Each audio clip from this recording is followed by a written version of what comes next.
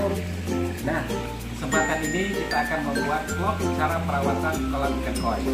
Di sini bisa kita lihat ikan koi yang ada di dalam kolam, tapi sudah banyak busa dan kotoran.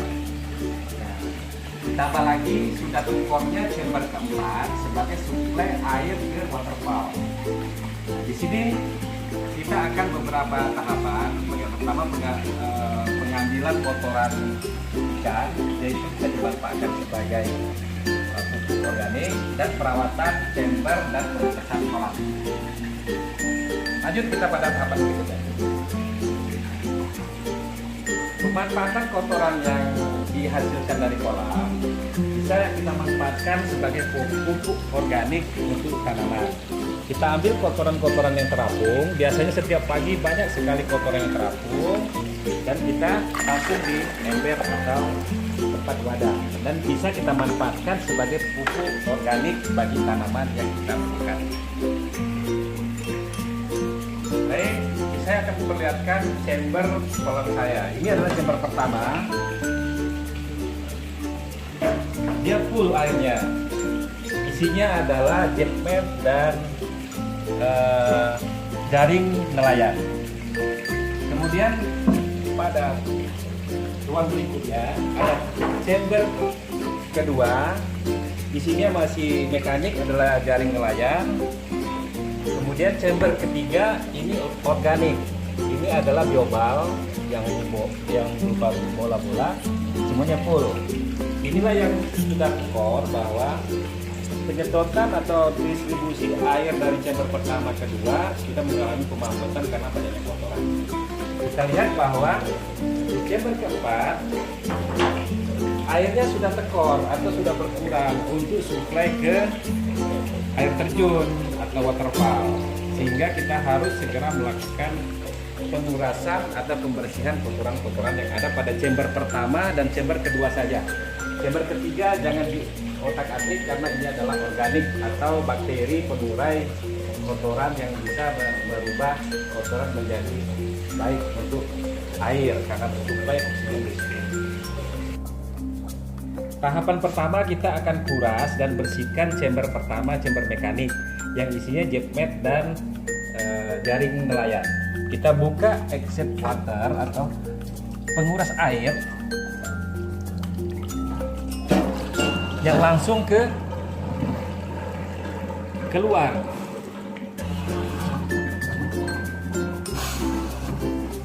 Dirasa cukup. Kita buka juga chamber kedua karena yang sudah mampet ini adalah chamber kedua. Ini juga exit water menuju chamber pertama, supaya kotoran-kotoran yang ada pada chamber kedua itu juga ikut terbuang keluar. Kita buka kembali. Seberapa mau banyak kita kuras volume airnya? Kita rasakan mungkin 1/4 dari volume air kolam. Ini saya lakukan sering mungkin dan sedapat mungkin, kalau bisa 1 sampai 3 bulan. Dilihat kondisi keadaan air kolamnya, apa udah tumbuh apa tidak. Baik, ini sudah cukup pertama pengurasan. Kemudian kita akan lakukan pembersihan material chamber.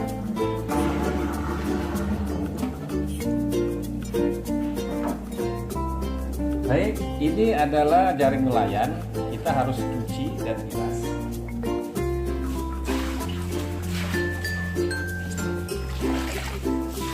Jetmatnya tidak perlu, nanti kita cukup siram biar nanti kotoran yang ada pada jetmat ini akan terangkut aliran air keluar. Tapi pada chamber kedua masih mekanik, semi mekanik, ini harus dikuras, harus dibersihkan satu persatu karena inilah penyebab kemampatan.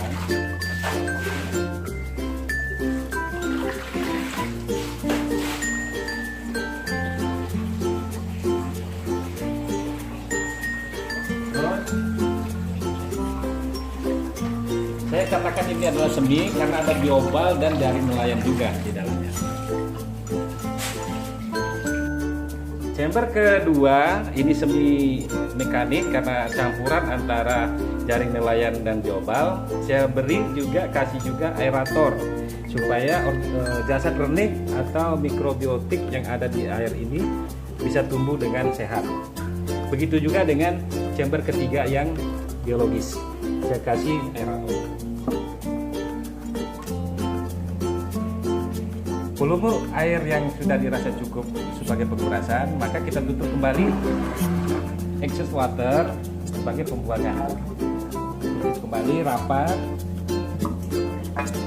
Kita lihat bahwa chamber kedua juga ada kosong, ada kering. Ini kita bersihkan semua. Dan air pada kolam utama lebih kurang itu 1/4-nya sudah berkurang. Jadi material kotoran yang ada di bawah sudah tersedot semua bersih, dan air nanti kita tambah kembali.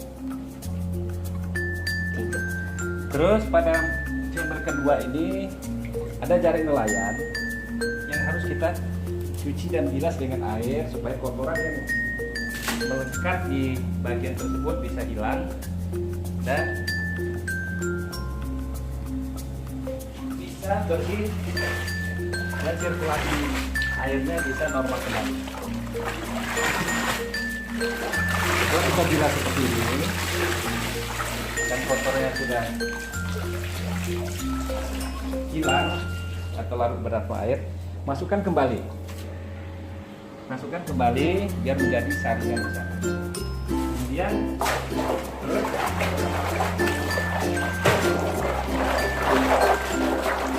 biobalnya juga kita masukkan kembali.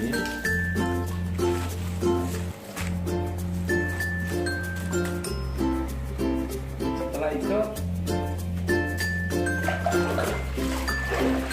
jaring nelayan yang ada ya.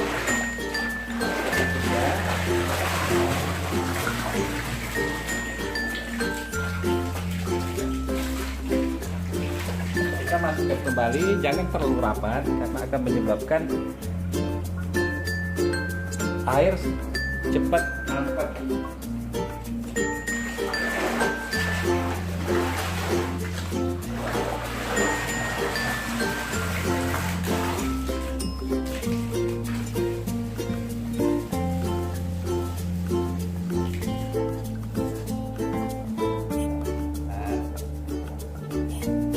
Demikian, kita tutup kembali. Terakhir pada chamber kedua saya tutup dengan biobal sebagai media organik mikrobiotik yang bisa berkembang biak. Selesai pada chamber kedua. Chamber pertama, kalau chamber kedua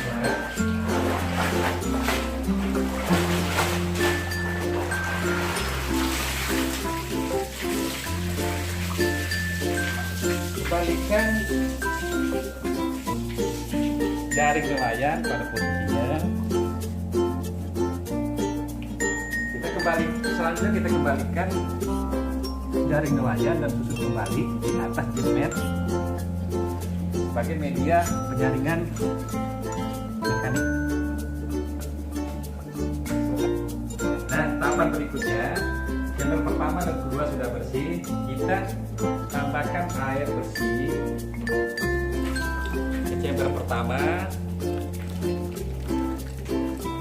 sambil kita menguras chamber terakhir atau chamber keempat. Chamber keempat ini adalah air yang sudah bersih yang siap didistribusikan ke kolam kembali melalui waterfall. Nah, pada kesempatan ini saya akan jelaskan bahwa chamber keempat saya ini tidak ada except water. Apabila mau menguras, saya gunakan mesin penguras khusus yang akan menguras kotoran-kotoran yang tersisa ke chamber keempat hingga sampai bersih.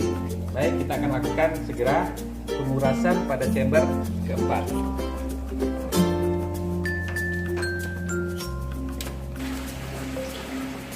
Nah, ini adalah mesin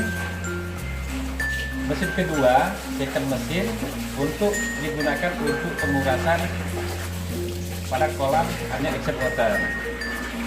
Karena di sini walaupun ini air sudah bersih, masih ada juga sisa-sisa kotoran yang tidak tersaring pada chamber pertama, kedua dan ketiga yang masuk pada chamber keempat, tetapi dia sudah mengendap. Dia tidak bertebaran atau berhamburan lagi di air, tetapi dia sudah mengendap. Endapan itulah kita sedot untuk dibersihkan supaya nanti kotoran-kotoran yang ada pada setiap chamber itu tidak bersih sama sekali.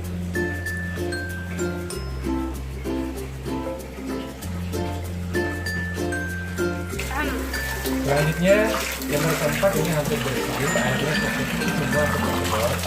Kita tambahkan air bersih lagi biar larutannya semakin encer dan kotoran-kotorannya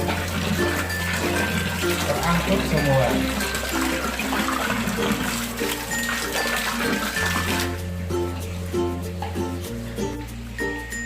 Baik, ini masih proses pengisian air kolam, pergantian atau penambahan air kolam yang tadi kita bahas. Chamber pertama sudah terpenuh dan mengalir sempurna atau normal ke chamber kedua, ke chamber ketiga, selanjutnya chamber keempat itu adalah lampu UV yang isinya adalah mesin menyedot ke waterfall atau air terjun dan UV sebagai anti ganja probiotik yang tidak diperlukan. Kita akan melakukan penutupan kolam kembali supaya tidak ada nyamuk.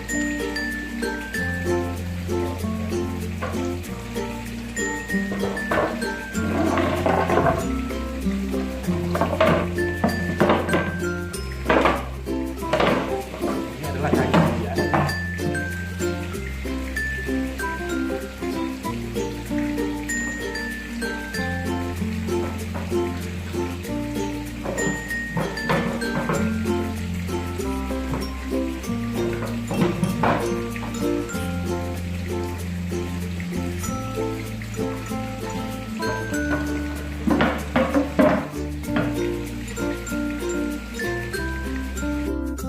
Baik, inilah tadi bagaimana perawatan chamber atau kolam koi yang telah kita lakukan.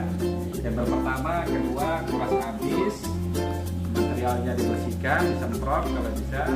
Chamber ketiga yang biologis itu tidak diapa-apakan karena itu adalah jasa learning dan probiotik ada di sana.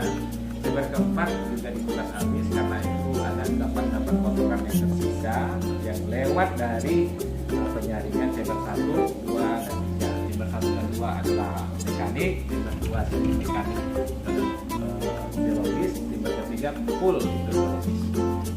Inilah perawatan kolam kita yang dilakukan secara periodik, bisa 1 bulan atau 3 bulan tergantung kondisi kolamnya. Apabila memang memungkinkan secepat mungkin sebelum ada kondisi ikan yang sakit, kita lakukan secara periodik. Terima kasih. Wassalamualaikum warahmatullahi wabarakatuh. Salam sukses selalu.